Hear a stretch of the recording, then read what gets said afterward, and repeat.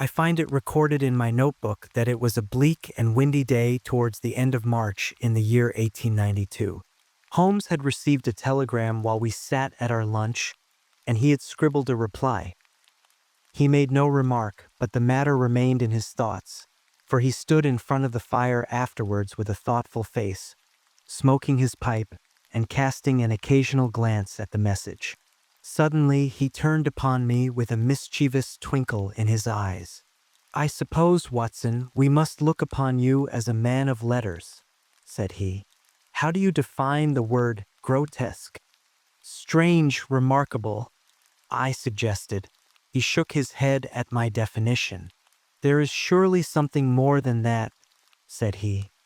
"Some underlying suggestion of the tragic and the terrible. If you cast your mind back to some of those narratives with which you have afflicted a long-suffering public, you will recognize how often the grotesque has deepened into the criminal. Think of that little affair of the red-headed men. That was grotesque enough in the outset, and yet it ended in a desperate attempt at robbery. Or, again, there was that most grotesque affair of the 5 orange pips, which led straight to a murderous conspiracy. The word puts me on the alert. Have you it there?" I asked. He read the telegram aloud. "Have just had most incredible and grotesque experience. May I consult you? Scott Eccles, Post Office, Charing Cross." "Man or woman?" I asked. "Oh, man, of course.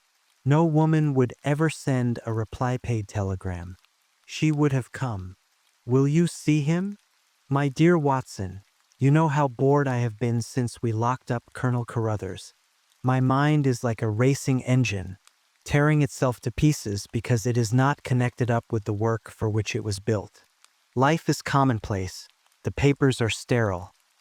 Audacity and romance seem to have passed forever from the criminal world. Can you ask me, then, whether I am ready to look into any new problem, however trivial it may prove? But here, unless I am mistaken, is our client." A measured step was heard upon the stairs, and a moment later a stout, tall, gray-whiskered, and solemnly respectable person was ushered into the room. His life history was written in his heavy features and pompous manner. From his spats to his gold-rimmed spectacles, he was a conservative, a churchman, a good citizen, orthodox and conventional to the last degree. But some amazing experience had disturbed his native composure and left its traces in his bristling hair, his flushed, angry cheeks, and his flurried, excited manner. He plunged instantly into his business. "I have had a most singular and unpleasant experience, Mr. Holmes," said he. "Never in my life have I been placed in such a situation. It is most improper, most outrageous. I must insist upon some explanation." He swelled and puffed in his anger. "Pray sit down, Mr. Scott Eccles," said Holmes in a soothing voice. "May I ask, in the first place, why you came to me at all?" "Well, sir, it did not appear to be a matter which concerned the police. And yet, when you have heard the facts, you must admit that I could not leave it where it was. Private detectives are a class with whom I have absolutely no sympathy. But nonetheless, having heard your name—" "Quite so. But, in the second place, why did you not come at once?" "What do you mean?" Holmes glanced at his watch. "It is 2:15, he said. "Your telegram was dispatched about 1. But no one can glance at your toilet and attire without seeing that your disturbance dates from the moment of your waking." Our client smoothed down his unbrushed hair and felt his unshaven chin. "You are right, Mr. Holmes. I never gave a thought to my toilet. I was only too glad to get out of such a house. But I have been running round making inquiries before I came to you. I went to the house agents, you know, and they said that Mr. Garcia's rent was paid up all right and that everything was in order at Wisteria Lodge." "Come, come, sir," said Holmes, laughing.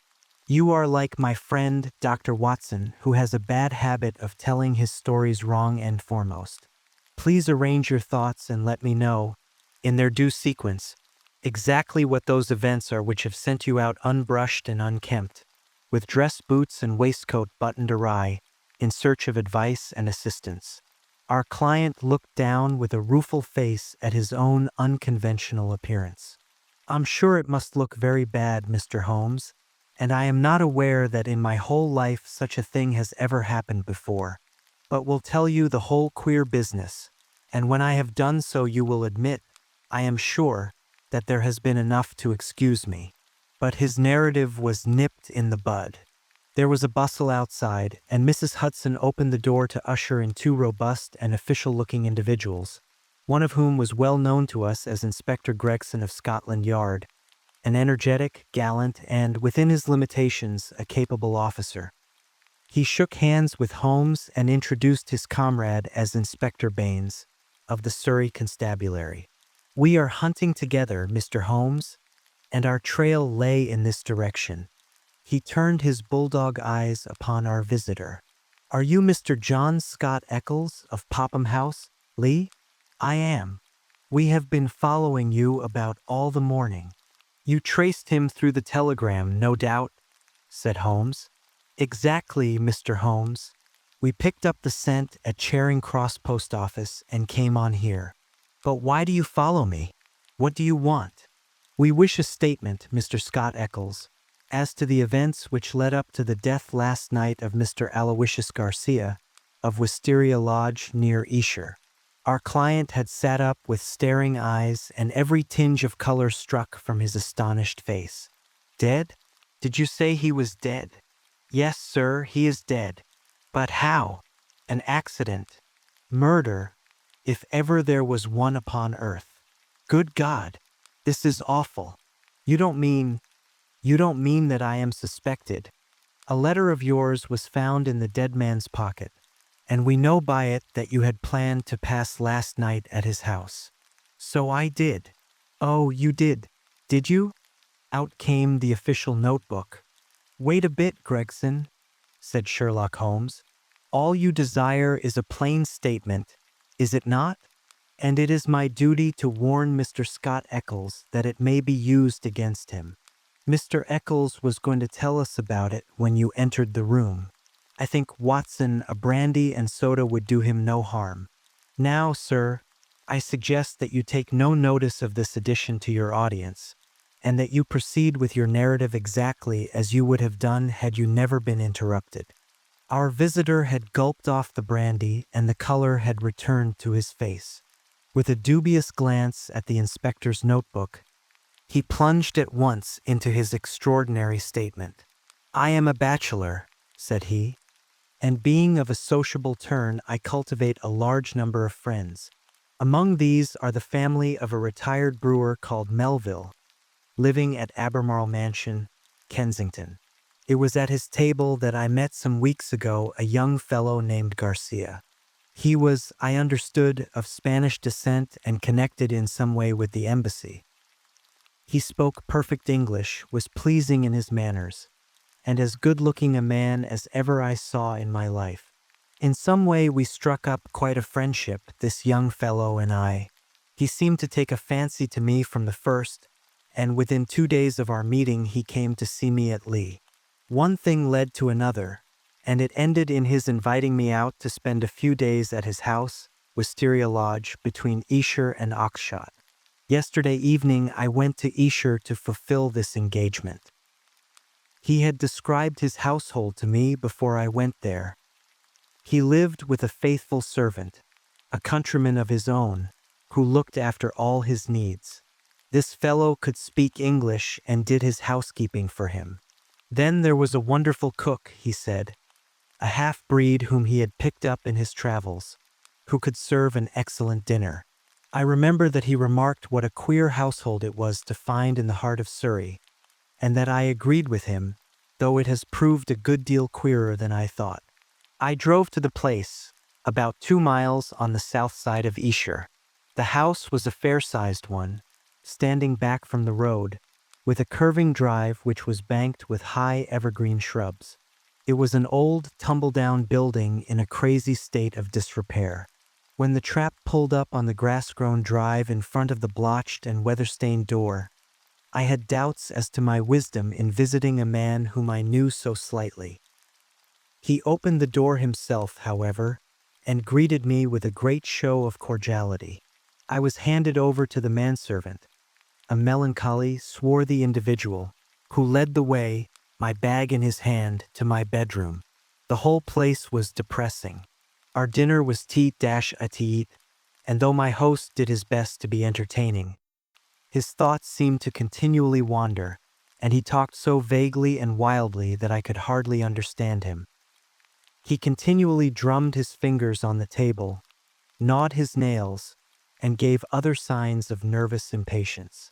The dinner itself was neither well served nor well cooked, and the gloomy presence of the taciturn servant did not help to enliven us. I can assure you that many times in the course of the evening I wished that I could invent some excuse which would take me back to Lee. One thing comes back to my memory which may have a bearing upon the business that you two gentlemen are investigating. I thought nothing of it at the time. Near the end of dinner a note was handed in by the servant. I noticed that after my host had read it he seemed even more distrait and strange than before. He gave up all pretense at conversation and sat, smoking endless cigarettes, lost in his own thoughts, but he made no remark as to the contents. About 11 I was glad to go to bed. Some time later Garcia looked in at my door. The room was dark at the time, and asked me if I had rung. I said that I had not. He apologized for having disturbed me so late, saying that it was nearly 1 o'clock. I dropped off after this and slept soundly all night. And now I come to the amazing part of my tale. When I woke it was broad daylight. I glanced at my watch, and the time was nearly 9. I had particularly asked to be called at 8, so I was very much astonished at this forgetfulness. I sprang up and rang for the servant. There was no response. I rang again and again with the same result. Then I came to the conclusion that the bell was out of order. I huddled on my clothes and hurried downstairs in an exceedingly bad temper to order some hot water. You can imagine my surprise when I found that there was no one there. I shouted in the hall. There was no answer. Then I ran from room to room. All were deserted. My host had shown me which was his bedroom the night before, so I knocked at the door. No reply. I turned the handle and walked in. The room was empty, and the bed had never been slept in. He had gone with the rest. The foreign host, the foreign footman, the foreign cook, all had vanished in the night. That was the end of my visit to Wisteria Lodge. Sherlock Holmes was rubbing his hands and chuckling as he added this bizarre incident to his collection of strange episodes. "Your experience is, so far as I know, perfectly unique," said he. "May I ask, sir, what you did then?" I was furious. My first idea was that I had been the victim of some absurd practical joke. I packed my things, banged the hall door behind me, and set off for Esher with my bag in my hand. I called at Allen Brothers, the chief land agents in the village, and found that it was from this firm that the villa had been rented.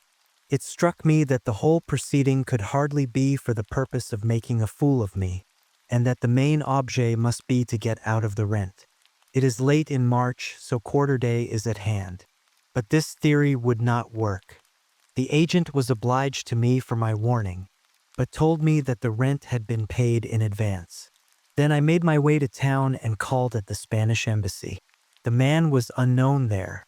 After this I went to see Melville, at whose house I had first met Garcia, but I found that he really knew rather less about him than I did. Finally, when I got your reply to my wire, I came out to you, since I gather that you are a person who gives advice in difficult cases. But now, Mr. Inspector, I understand, from what you said when you entered the room, that you can carry the story on, and that some tragedy had occurred. I can assure you that every word I have said is the truth, and that, outside of what I have told you, I know absolutely nothing about the fate of this man.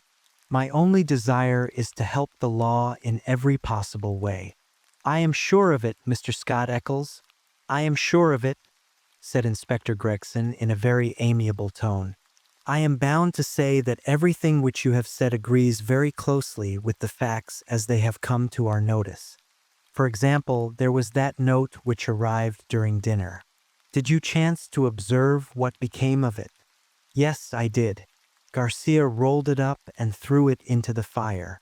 "What do you say to that, Mr. Baines?" The country detective was a stout, puffy, red man, whose face was only redeemed from grossness by two extraordinarily bright eyes, almost hidden behind the heavy creases of cheek and brow. With a slow smile, he drew a folded and discolored scrap of paper from his pocket. "It was a dog grate, Mr. Holmes, and he overpitched it. I picked this out unburned from the back of it." Holmes smiled his appreciation. "You must have examined the house very carefully to find a single pellet of paper." "I did, Mr. Holmes. It's my way. Shall I read it, Mr. Gregson?" The Londoner nodded. "The note is written upon ordinary cream-laid paper without watermark. It is a quarter sheet. The paper is cut off in 2 snips with a short-bladed scissors.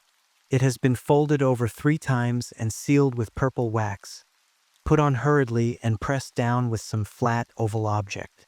It is addressed to Mr. Garcia, Wisteria Lodge. It says, 'Our own colors, green and white. Green open, white shut. Main stair, first corridor, 7th right, green baize. Godspeed. D.'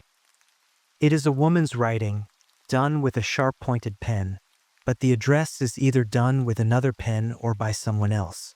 It is thicker and bolder, as you see." "A very remarkable note," said Holmes, glancing it over. "I must compliment you, Mr. Baines, upon your attention to detail in your examination of it. A few trifling points might perhaps be added. The oval seal is undoubtedly a plain sleeve link. What else is of such a shape? The scissors were bent nail scissors. Short as the 2 snips are, you can distinctly see the same slight curve in each." The country detective chuckled.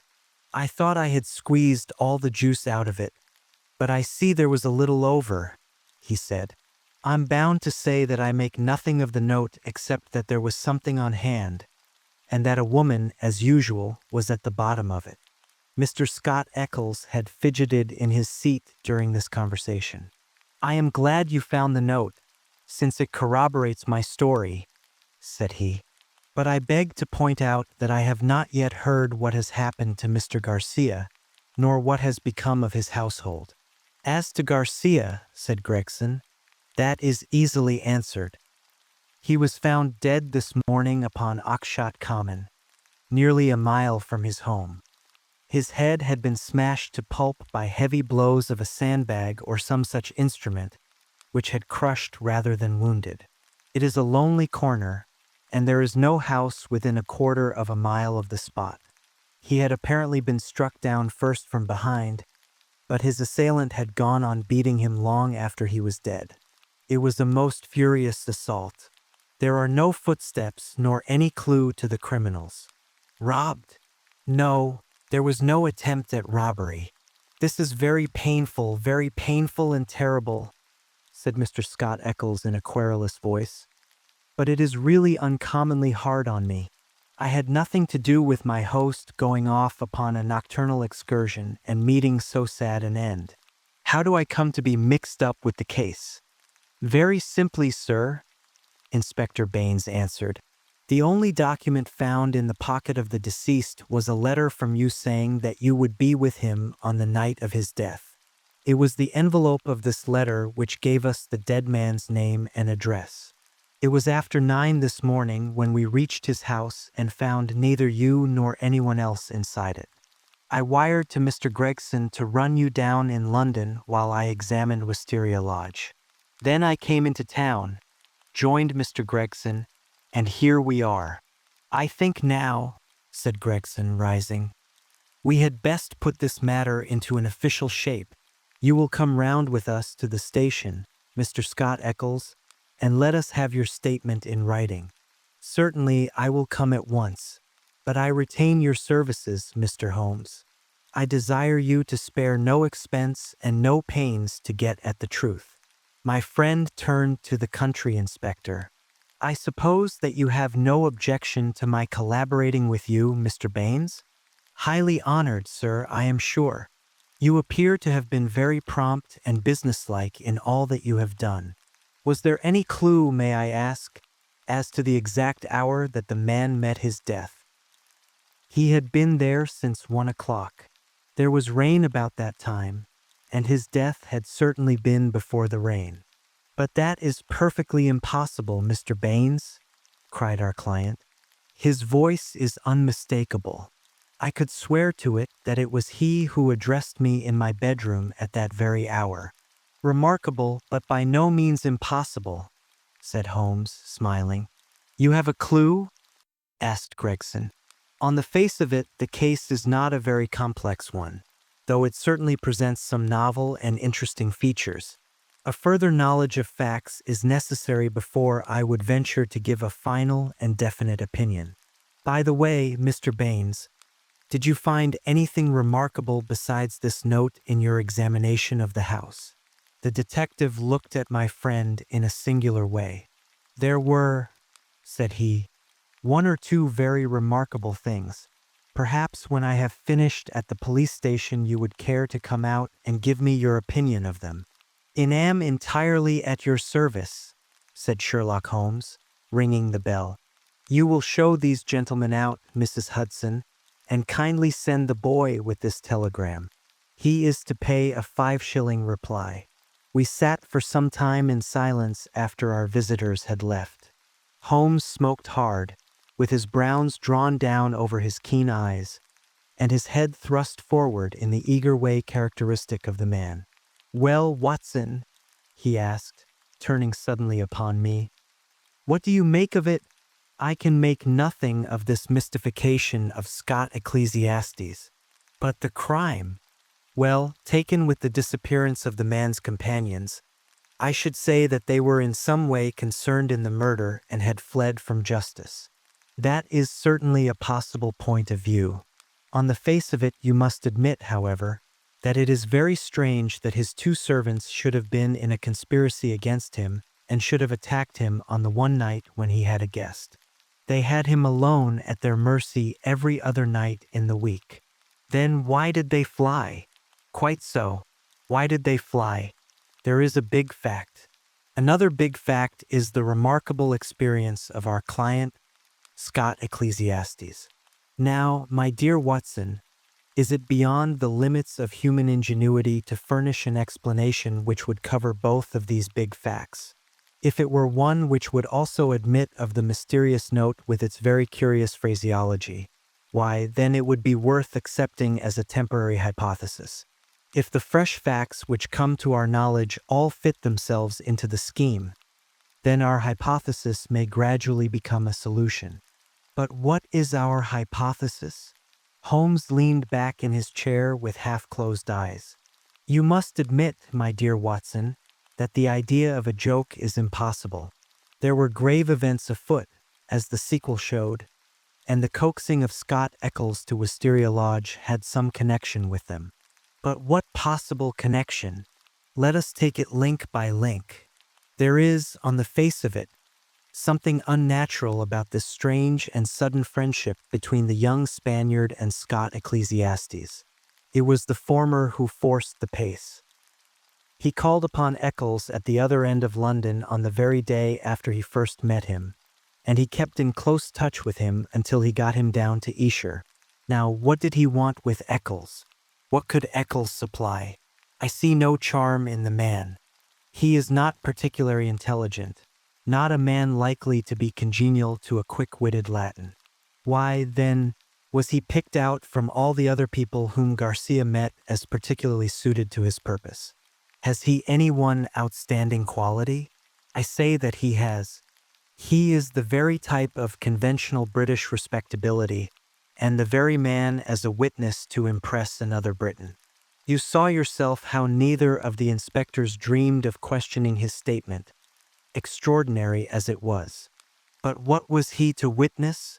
Nothing, as things turned out, But everything had they gone another way. That is how I read the matter. I see, he might have proved an alibi. Exactly, my dear Watson. He might have proved an alibi. We will suppose, for argument's sake, that the household of Wisteria Lodge are confederates in some design. The attempt, whatever it may be, is to come off, we will say, before 1 o'clock. By some juggling of the clocks, it is quite possible that they may have got Scott Eccles to bed earlier than he thought. But in any case, it is likely that when Garcia went out of his way to tell him that it was 1, it was really not more than 12. If Garcia could do whatever he had to do and be back by the hour mentioned, he had evidently a powerful reply to any accusation. Here was this irreproachable Englishman ready to swear in any court of law that the accused was in the house all the time. It was an insurance against the worst. Yes, I see that. But how about the disappearance of the others? I have not all my facts yet, but I do not think there are any insuperable difficulties. Still, it is an error to argue in front of your data. You find yourself insensibly twisting them round to fit your theories. And the message? How did it run? Our own colors, green and white. Sounds like racing. Green open, white shut. That is clearly a signal. Main stair, first corridor, 7th right, green baize. This is an assignation. We may find a jealous husband at the bottom of it all. It was clearly a dangerous quest. She would not have said Godspeed had it not been so. D. That should be a guide. The man was a Spaniard. I suggest that D stands for Dolores, a common female name in Spain. Good, Watson, very good, but quite inadmissible. A Spaniard would write to a Spaniard in Spanish. The writer of this note is certainly English. Well, we can only possess our soul in patience until this excellent inspector come back for us. Meanwhile, we can thank our lucky fate which has rescued us for a few short hours from the insufferable fatigues of idleness. An answer had arrived to Holmes's telegram before our Surrey officer had returned. Holmes read it and was about to place it in his notebook when he caught a glimpse of my expectant face. He tossed it across with a laugh. "We are moving in exalted circles," said he. The telegram was a list of names and addresses. Lord Harringby, the Dingle. Sir George Folliot, Oxshott Towers. Mr. Hines, J.P., Purdley Place. Mr. James Baker Williams, Fortenold Hall. Mr. Henderson, High Gable. Reverend Joshua Stone, Nether Walsling. "This is a very obvious way of limiting our field of operations," said Holmes. "No doubt Baines, with his methodical mind, has already adopted some similar plan. I don't quite understand." "Well, my dear fellow, we have already arrived at the conclusion that the massage received by Garcia at dinner was an appointment or an assignation. Now, if the obvious reading of it is correct, and in order to keep the tryst one has to ascend a main stair and seek the 7th door in a corridor, it is perfectly clear that the house is a very large one. It is equally certain that this house cannot be more than a mile or 2 from Oxshott, since Garcia was walking in that direction and hoped, according to my reading of the facts, to be back in Wisteria Lodge in time to avail himself of an alibi, which would only be valid up to 1 o'clock. As the number of large houses close to Oxshott must be limited, I adopted the obvious method of sending to the agents mentioned by Scott Eccles and obtaining a list of them. Here they are in this telegram, and the other end of our tangled skein must lie among them. It was nearly 6 o'clock before we found ourselves in the pretty Surrey village of Esher, with Inspector Baines as our companion. Holmes and I had taken things for the night and found comfortable quarters at the Bull. Finally, we set out in the company of the detective on our visit to Wisteria Lodge. It was a cold, dark March evening, with a sharp wind and a fine rain beating upon our faces, a fit setting for the wild common over which our road passed and the tragic goal to which it led us. Chapter 2. The Tiger of San Pedro. A cold and melancholy walk of a couple of miles brought us to a high wooden gate, which opened into a gloomy avenue of chestnuts. The curved and shadowed drive led us to a low, dark house, pitch black against a slate-colored sky. From the front window upon the left of the door there peeped a glimmer of a feeble light. "There's a constable in possession," said Baines. "I'll knock at the window." He stepped across the grass plot and tapped with his hand on the pane. Through the fogged glass I dimly saw a man spring up from a chair beside the fire, and heard a sharp cry from within the room. An instant later a white-faced, hard-breathing policeman had opened the door, the candle wavering in his trembling hand. "What's the matter, Walters?" asked Baines sharply. The man mopped his forehead with his handkerchief and gave a long sigh of relief. "I am glad you have come, sir. It has been a long evening, and I don't think my nerve is as good as it was." "Your nerve, Walters? I should not have thought you had a nerve in your body." "Well, sir, it's this lonely, silent house and the queer thing in the kitchen. Then when you tapped at the window, I thought it had come again." "That what had come again?" "The devil, sir, for all I know. It was at the window." "What was at the window, and when?" "It was just about 2 hours ago. The light was just fading. I was sitting reading in the chair. I don't know what made me look up, but there was a face looking in at me through the lower pane. Lord, sir, what a face it was! I'll see it in my dreams." "Tut, tut, Walters. This is not talk for a police constable." "I know, sir, I know. But it shook me, sir, and there's no use to deny it. It wasn't black, sir, nor was it white, nor any color that I know, but a kind of queer shade like clay with a splash of milk in it. Then there was the size of it. It was twice yours, sir. And the look of it, the great staring goggle eyes, and the line of white teeth like a hungry beast. I tell you, sir, I couldn't move a finger, nor get my breath, till it whisked away and was gone. Out I ran and through the shrubbery, but thank God there was no one there. If I didn't know you were a good man, Walters, I should put a black mark against you for this. If it were the devil himself, a constable on duty should never thank God that he could not lay his hands upon him. I suppose the whole thing is not a vision and a touch of nerves. That, at least, is very easily settled," said Holmes, lighting his little pocket lantern. "Yes," he reported after a short examination of the grass bed. "A number 12 shoe, I should say.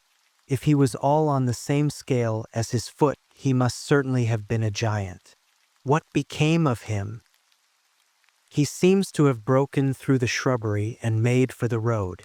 "Well," said the inspector with a grave and thoughtful face, "whoever he may have been and whatever he may have wanted, he's gone for the present, and we have more immediate things to attend to. Now, Mr. Holmes, with your permission, I will show you round the house." The various bedrooms and sitting rooms had yielded nothing to a careful search. Apparently the tenants had brought little or nothing with them, and all the furniture down to the smallest details had been taken over with the house. A good deal of clothing with the stamp of Marks and Company, High Holborn, had been left behind. Telegraphic inquiries had been already made which showed that Marks knew nothing of his customer save that he was a good payer. Odds and ends, some pipes, a few novels, 2 of them in Spanish, an old-fashioned pinfire revolver, and a guitar were among the personal property. "Nothing in all this?" said Baines, stalking, candle in hand, from room to room. "But now, Mr. Holmes, I invite your attention to the kitchen." It was a gloomy, high-ceilinged room at the back of the house, with a straw litter in one corner, which served apparently as a bed for the cook. The table was piled with half-eaten dishes and dirty plates, the debris of last night's dinner. "Look at this," said Baines. "What do you make of it?" He held up his candle before an extraordinary object which stood at the back of the dresser. It was so wrinkled and shrunken and withered that it was difficult to say what it might have been. One could but say that it was black and leathery, and that it bore some resemblance to a dwarfish human figure. At first, as I examined it, I thought that it was a mummified Negro baby, and then it seemed a very twisted and ancient monkey. Finally, I was left in doubt as to whether it was animal or human. A double band of white shells were strung round the center of it. Very interesting indeed, said Holmes, peering at this sinister relic. Anything more? In silence, Baines led the way to the sink and held forward his candle. The limbs and body of some large, white bird, torn savagely to pieces with the feathers still on, were littered all over it. Holmes pointed to the wattles on the severed head. A white cock, said he. Most interesting. It is really a very curious case. But Mr. Baines had kept his most sinister exhibit to the last. From under the sink he drew a zinc pail which contained a quantity of blood. Then from the table he took a platter heaped with small pieces of charred bone. Something has been killed and something has been burned. We raked all these out of the fire. We had a doctor in this morning. He says that they are not human. Holmes smiled and rubbed his hands. I must congratulate you, Inspector, on handling so distinctive and instructive a case. Your powers, if I may say so without offense, seem superior to your opportunities. Inspector Baines's small eyes twinkled with pleasure. You're right, Mr. Holmes. We stagnate in the provinces. A case of this sort gives a man a chance, and I hope that I shall take it. What do you make of these bones? A lamb, I should say, or a kid. And the white cock? Curious, Mr. Baines, very curious. I should say almost unique. Yes, sir. There must have been some very strange people with some very strange ways in this house. One of them is dead. Did his companions follow him and kill him? If they did, we should have them, for every port is watched. But my own views are different. Yes, sir. My own views are very different. You have a theory, then?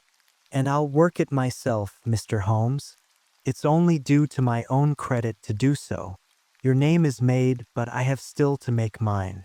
I should be glad to be able to say afterwards that I had solved it without your help. Holmes laughed good-humoredly. Well, Inspector, said he. Do you follow your path, and I will follow mine. My results are always very much at your service if you care to apply to me for them.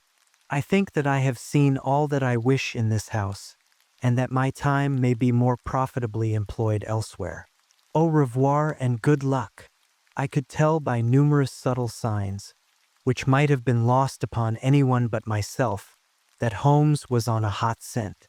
As impassive as ever to the casual observer, there were none the less a subdued eagerness and suggestion of tension in his brightened eyes and brisker manner which assured me that the game was afoot. After his habit he said nothing, and after mine I asked no questions. Sufficient for me to share the sport and lend my humble help to the capture without distracting that intent brain with needless interruption. All would come round to me in due time. I waited, therefore, but to my ever-deepening disappointment I waited in vain. Day succeeded day, and my friend took no step forward. One morning he spent in town, and I learned from a casual reference that he had visited the British Museum. Save for this one excursion, he spent his days in long and often solitary walks, or in chatting with a number of village gossips whose acquaintance he had cultivated. I'm sure, Watson, a week in the country will be invaluable to you, he remarked. It is very pleasant to see the first green shoots upon the hedges and the catkins on the hazels once again. With a spud, a tin box, and an elementary book on botany, there are instructive days to be spent. He prowled about with this equipment himself, but it was a poor show of plants which he would bring back of an evening. Occasionally in our rambles we came across Inspector Baines. His fat, red face wreathed itself in smiles, and his small eyes glittered as he greeted my companion.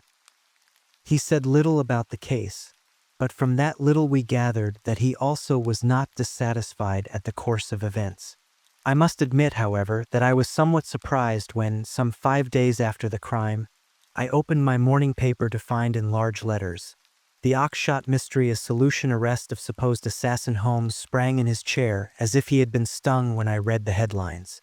"By Jove!" he cried. "You don't mean that Baines has got him?" "Apparently," said I as I read the following report. Great excitement was caused in Esher and the neighboring district when it was learned late last night that an arrest had been effected in connection with the Oxshott murder. It will be remembered that Mr. Garcia of Wisteria Lodge was found dead on Oxshott Common, his body showing signs of extreme violence, and that on the same night his servant and his cook fled, which appeared to show their participation in the crime. It was suggested, but never proved, that the deceased gentleman may have had valuables in the house, and that their abstraction was the motive of the crime.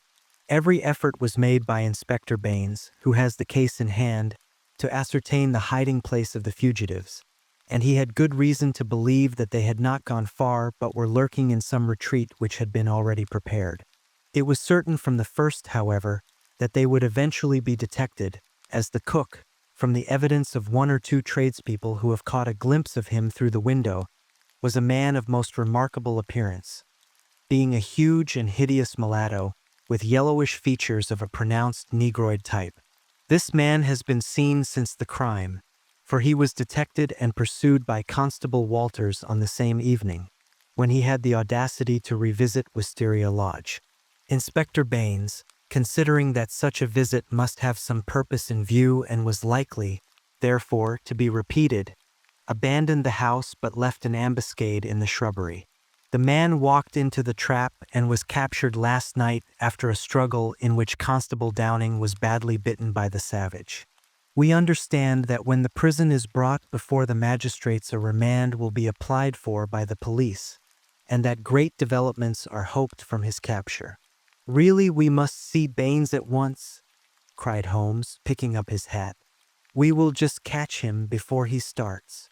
We hurried down the village street and found, as we had expected, that the inspector was just leaving his lodgings. "You've seen the paper, Mr. Holmes?" he asked, holding one out to us.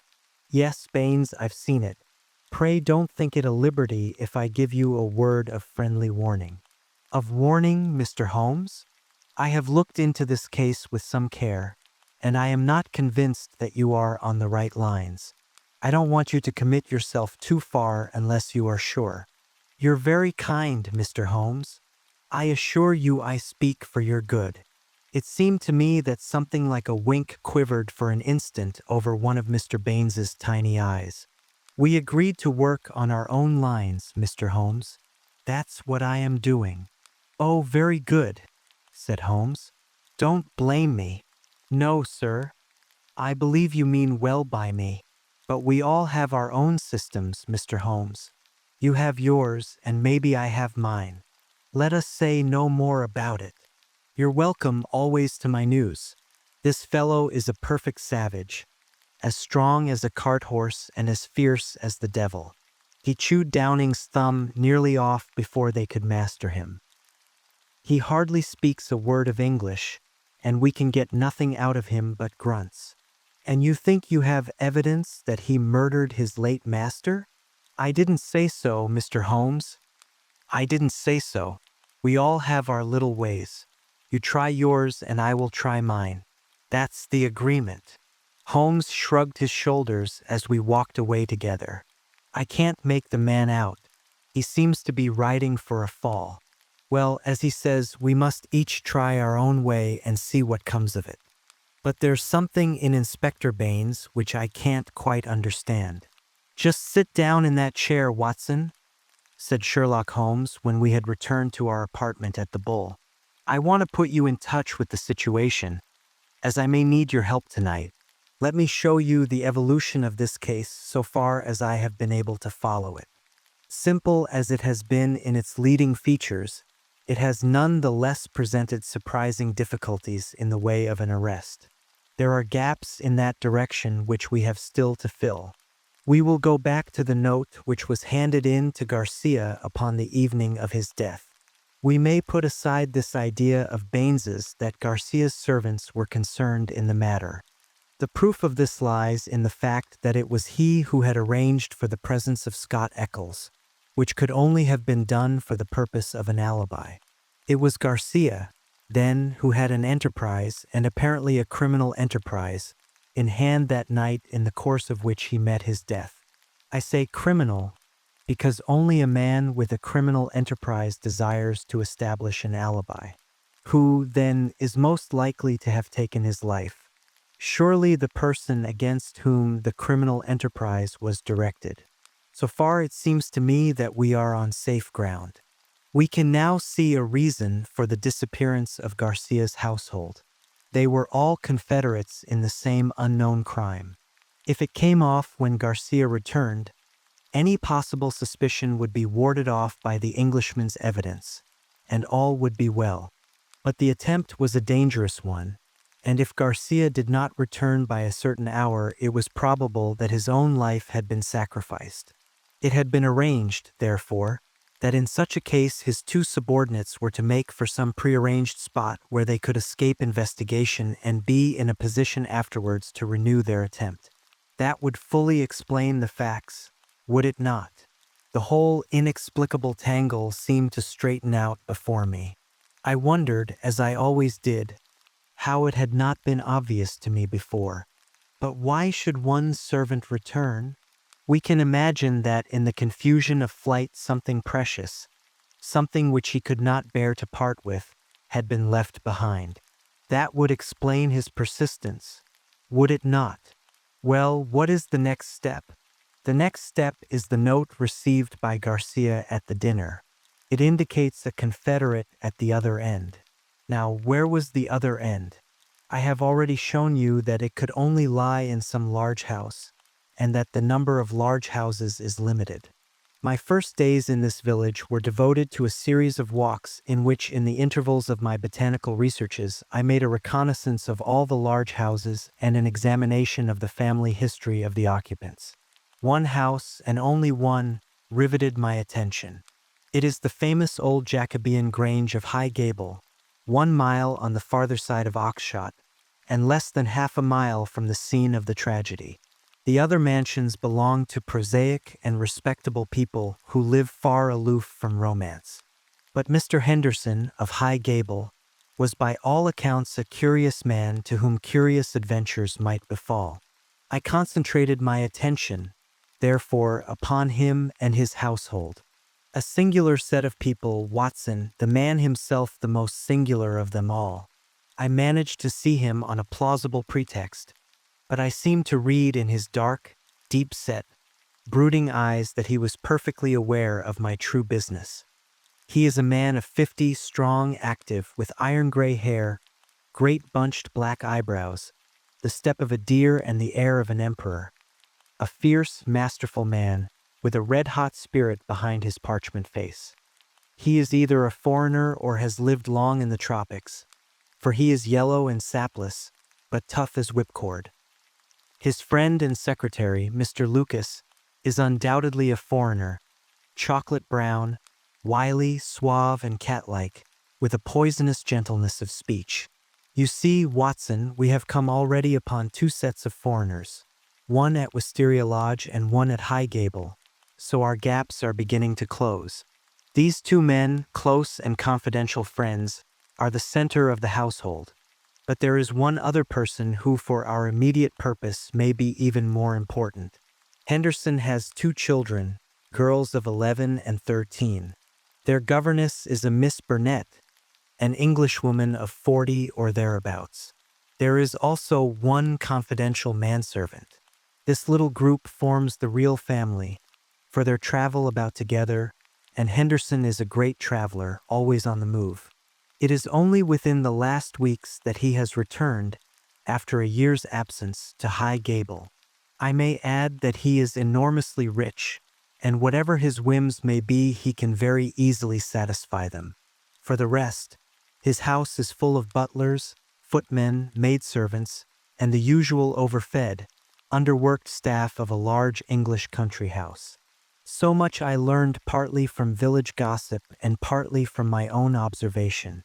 There are no better instruments than discharged servants with a grievance, and I was lucky enough to find one.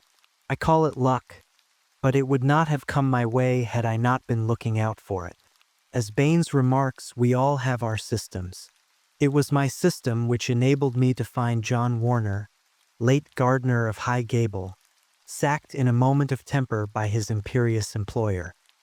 He in turn had friends among the indoor servants who unite in their fear and dislike of their master. So I had my key to the secrets of the establishment. Curious people, Watson. I don't pretend to understand it all yet, but very curious people anyway. It's a double-winged house, and the servants live on one side, the family on the other.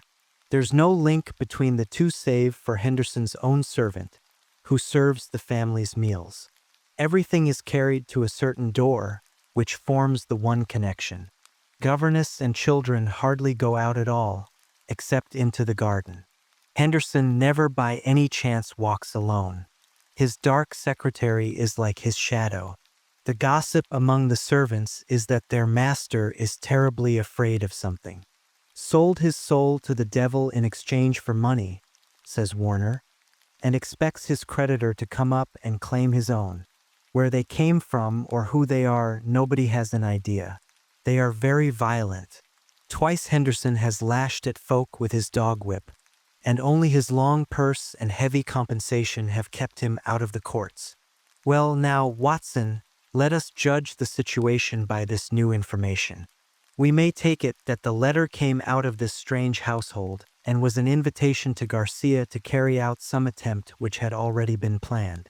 Who wrote the note? It was someone within the citadel, and it was a woman.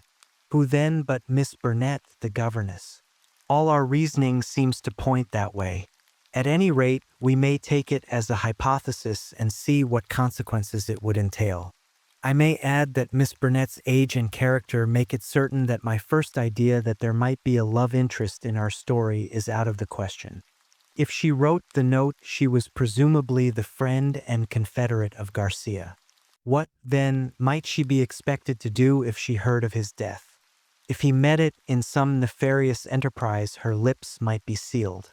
Still, in her heart, she must retain bitterness and hatred against those who had killed him, and would presumably help so far as she could to have revenge upon them. Could we see her, then, and try to use her? That was my first thought. But now we come to a sinister fact. Miss Burnett has not been seen by any human eye since the night of the murder. From that evening she has utterly vanished. Is she alive? Has she perhaps met her end on the same night as the friend whom she had summoned? Or is she merely a prisoner? There is the point which we still have to decide. You will appreciate the difficulty of the situation, Watson. There is nothing upon which we can apply for a warrant. Our whole scheme might seem fantastic if laid before a magistrate. The woman's disappearance counts for nothing, since in that extraordinary household any member of it might be invisible for a week, and yet she may at the present moment be in danger of her life. All I can do is to watch the house and leave my agent, Warner, on guard at the gates. We can't let such a situation continue. If the law can do nothing, we must take the risk ourselves. What do you suggest? I know which is her room. It is accessible from the top of an outhouse. My suggestion is that you and I go tonight and see if we can strike at the very heart of the mystery. It was not, I must confess, a very alluring prospect. The old house with its atmosphere of murder, the singular and formidable inhabitants, the unknown dangers of the approach, and the fact that we were putting ourselves legally in a false position all combined to damp my ardor. But there was something in the ice-cold reasoning of Holmes which made it impossible to shrink from any adventure which he might recommend. One knew that thus, and only thus, could a solution be found. I clasped his hand in silence, and the die was cast. But it was not destined that our investigation should have so adventurous an ending. It was about 5 o'clock, and the shadows of the March evening were beginning to fall, when an excited rustic rushed into our room. "They've gone, Mr. Holmes. They went by the last train. The lady broke away, and I've got her in a cab downstairs." "Excellent, Warner!" cried Holmes, springing to his feet. "Watson, the gaps are closing rapidly." In the cab was a woman, half collapsed from nervous exhaustion. She bore upon her aquiline and emaciated face the traces of some recent tragedy. Her head hung listlessly upon her breast, but as she raised it and turned her dull eyes upon us, I saw that her pupils were dark dots in the center of the broad gray iris. She was drugged with opium. "I watched at the gate, same as you advised, Mr. Holmes," said our emissary, the discharged gardener. "When the carriage came out, I followed it to the station. She was like one walking in her sleep, but when they tried to get her into the train, she came to life and struggled. They pushed her into the carriage. She fought her way out again. I took her part, got her into a cab, and here we are. I shan't forget the face at the carriage window as I led her away. I'd have a short life if he had his way. The black-eyed, scowling yellow devil. We carried her upstairs, laid her on the sofa, and a couple of cups of the strongest coffee soon cleared her brain from the mists of the drug." Baines had been summoned by Holmes, and the situation rapidly explained to him. "Why, sir, you've got me the very evidence I want," said the inspector warmly, shaking my friend by the hand. "I was on the same scent as you from the first." "What? You were after Henderson?" "Why, Mr. Holmes, when you were crawling in the shrubbery at High Gable, I was up one of the trees in the plantation and saw you down below. It was just who would get his evidence first." "Then why did you arrest the mulatto?" Baines chuckled. "I was sure Henderson, as he calls himself, felt that he was suspected, and that he would lie low and make no move so long as he thought he was in any danger. I arrested the wrong man to make him believe that our eyes were off him. I knew he would be likely to clear off then and give us a chance of getting at Miss Burnett." Holmes laid his hand upon the inspector's shoulder. "You will rise high in your profession. You have instinct and intuition," said he. Baines flushed with pleasure. "I've had a plainclothes man waiting at the station all the week. Wherever the High Gable folk go, he will keep them in sight. But he must have been hard put to it when Miss Burnett broke away. However, your man picked her up, and it all ends well. We can't arrest without her evidence. That is clear. So the sooner we get a statement, the better." "Every minute she gets stronger," said Holmes, glancing at the governess. "But tell me, Baines, who is this man Henderson?" "Henderson," the inspector answered, "is Don Mario, once called the Tiger of San Pedro." The Tiger of San Pedro. The whole history of the man came back to me in a flash. He had made his name as the most lewd and bloodthirsty tyrant that had ever governed any country with a pretense to civilization. Strong, fearless, and energetic, he had sufficient virtue to enable him to impose his odious vices upon a cowering people for 10 or 12 years. His name was a terror through all Central America. At the end of that time, there was a universal rising against him. But he was as cunning as he was cruel, and at the first whisper of coming trouble, he had secretly conveyed his treasures aboard a ship which was manned by devoted adherents. It was an empty palace which was stormed by the insurgents next day. The dictator, his 2 children, his secretary, and his wealth had all escaped them. From that moment he had vanished from the world, and his identity had been a frequent subject for comment in the European press. "Yes, sir, Don Mario, the Tiger of San Pedro," said Baines. "If you look it up, you will find that the San Pedro colors are green and white, same as in the note, Mr. Holmes. Henderson he called himself, but I traced him back Paris and Rome and Madrid to Barcelona, where his ship came in '86. They've been looking for him all the time for their revenge, but it is only now that they have begun to find him out." "They discovered him a year ago," said Miss Burnett, who had sat up and was now intently following the conversation. "Once already his life has been attempted, but some evil spirit shielded him. Now, again, it is the noble, chivalrous Garcia who has fallen, while the monster goes safe. But another will come, and yet another, until some day justice will be done. That is as certain as the rise of tomorrow's sun." Her thin hands clenched, and her worn face blanched with the passion of her hatred. "But how come you into this matter, Miss Burnett?" asked Holmes. "How can an English lady join in such a murderous affair?" "I join in it because there is no other way in the world by which justice can be gained. What does the law of England care for the rivers of blood shed years ago in San Pedro, or for the shipload of treasure which this man has stolen? To you they are like crimes committed in some other planet. But we know. We have learned the truth in sorrow and in suffering. To us there is no fiend in hell like Juan Mario, and no peace in life while his victims still cry for vengeance." "No doubt," said Holmes. "He was as you say. I have heard that he was atrocious. But how are you affected? I will tell you it all. This villain's policy was to murder, on one pretext or another, every man who showed such promise that he might in time come to be a dangerous rival. My husband, yes, my real name is Signor Victor Durando, was the San Pedro minister in London. He met me and married me there. A nobler man never lived upon earth. Unhappily, Murillo heard of his excellence, recalled him on some pretext, and had him shot. With a premonition of his fate, he had refused to take me with him. His estates were confiscated, and I was left with a pittance and a broken heart. Then came the downfall of the tyrant. He escaped as you have just described, but the many whose lives he had ruined, whose nearest and dearest had suffered torture and death at his hands, would not let the matter rest.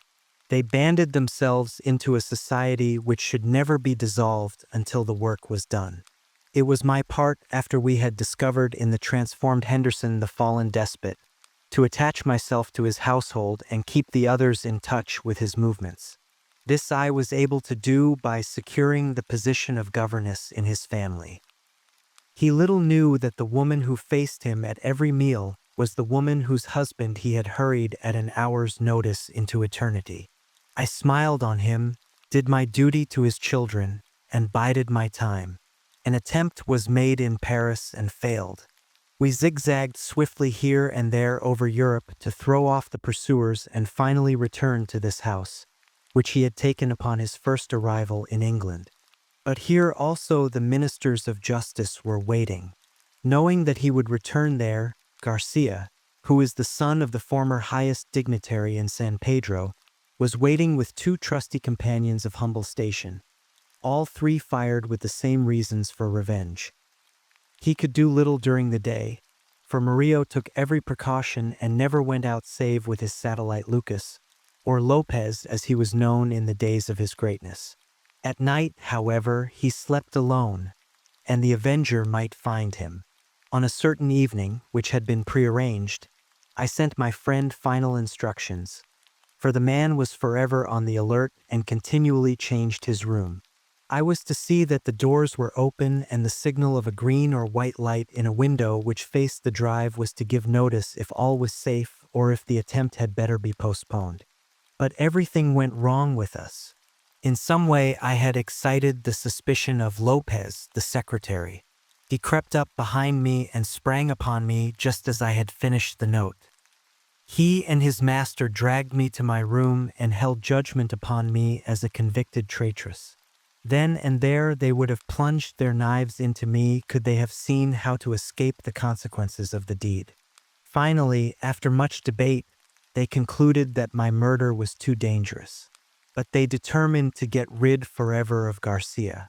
They had gagged me, and Murillo twisted my arm round until I gave him the address. I swear that he might have twisted it off had I understood what it would mean to Garcia. Lopez addressed the note which I had written, sealed it with his sleeve link, and sent it by the hand of the servant, Jose.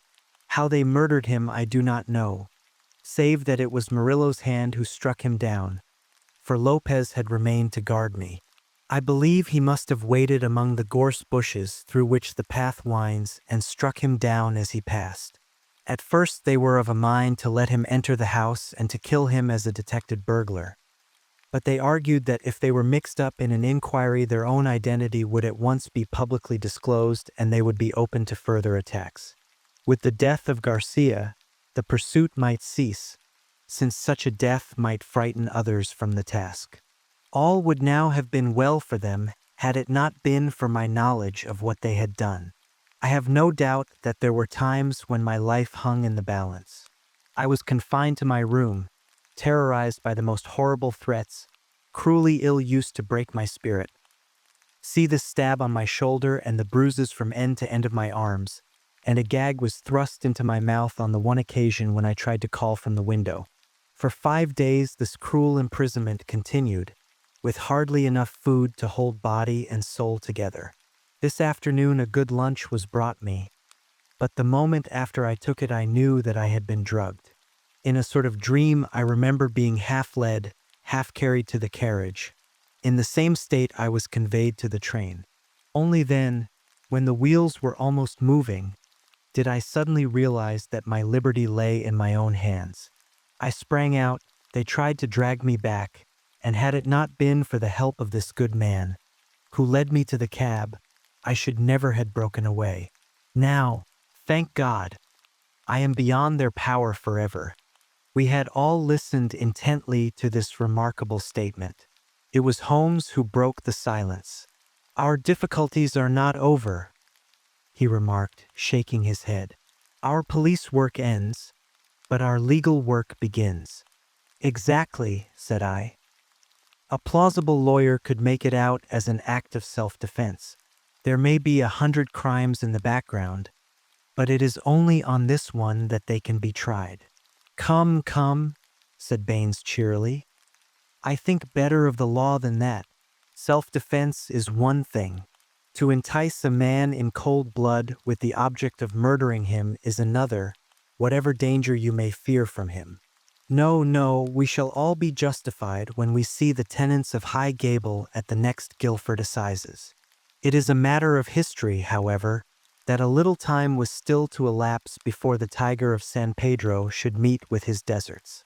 Wily and bold, he and his companion threw their pursuer off their track by entering a lodging house in Edmonton Street and leaving by the back gate into Curzon Square.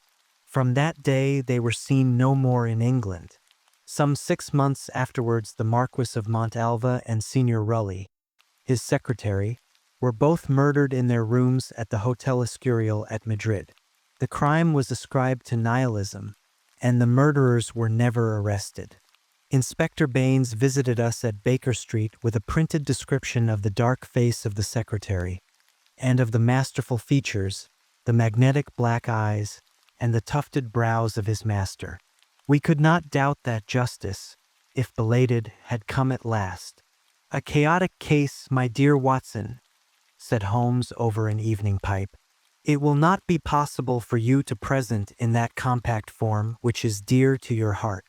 It covers 2 continents, concerns 2 groups of mysterious persons, and is further complicated by the highly respectable presence of our friend, Scott Eccles, whose inclusion shows me that the deceased Garcia had a scheming mind and a well-developed instinct of self-preservation. It is remarkable only for the fact that amid a perfect jungle of possibilities we, with our worthy collaborator, the inspector, have kept our close hold on the essentials and so been guided along the crooked and winding path. Is there any point which is not quite clear to you? The object of the mulatto cook's return? I think that the strange creature in the kitchen may account for it. The man was a primitive savage from the backwoods of San Pedro, and this was his fetish. When his companion and he had fled to some prearranged retreat, already occupied, no doubt by a confederate, the companion had persuaded him to leave so compromising an article of furniture. But the mulatto's heart was with it, and he was driven back to it next day, when, on reconnoitering through the window, he found Policeman Walters in possession. He waited 3 days longer, and then his piety or his superstition drove him to try once more.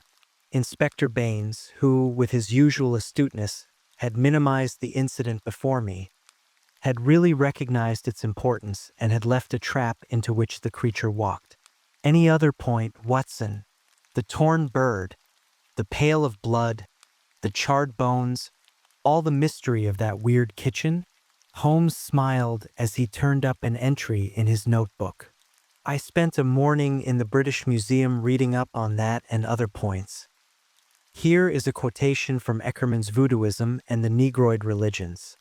The true voodoo worshipper attempts nothing of importance without certain sacrifices which are intended to propitiate his unclean gods. In extreme cases, these rites take the form of human sacrifices followed by cannibalism. The more usual victims are a white cock, which is plucked in pieces alive, or a black goat, whose throat is cut and body burned. So you see, our savage friend was very orthodox in his ritual. It is grotesque, Watson, Holmes added as he slowly fastened his notebook. But, as I have had occasion to remark, there is but one step from the grotesque to the horrible.